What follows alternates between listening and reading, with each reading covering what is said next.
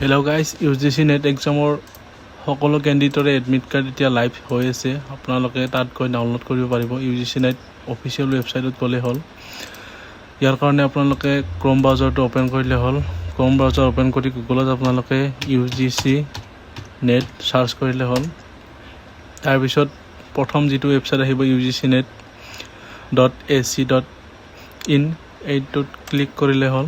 তাৰপিছত ইয়াতে আপোনালোকে লেটেষ্ট নিউজৰ ফ্ৰণ্টতে দেখিব UGC নেট জুন 2025 ক্লিক হিয়াৰ টু এডমিট কাৰ্ড। ইয়াত ক্লিক কৰিলে হ'ল।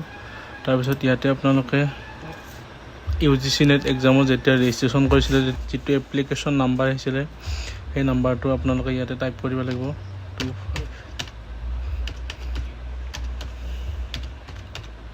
তাৰপিছত আপোনালোকে ইয়াত আপোনালোকৰ ডেট অফ বাৰ্থ দিব লাগিব।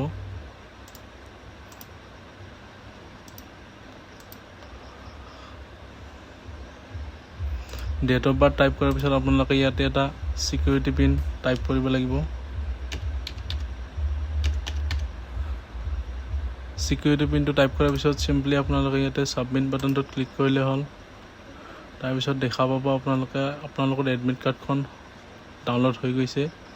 ইয়াৰ পৰা আপোনালোকে প্ৰিণ্ট কৰিবৰ কাৰণে প্ৰিণ্ট অপশ্যনটোত ক্লিক কৰিব, নাইটোবা PDF কৰি ছেভ কৰিবলৈ হ'লে ডেষ্টিনেশ্যনত গৈ আপোনালোকে save as a PDF select কৰি ছেভত ক্লিক কৰিব। তাৰপিছত ইয়াতে আপোনালোকৰ এডমিট কাৰ্ডখন ছেভ কৰিব পাৰিব।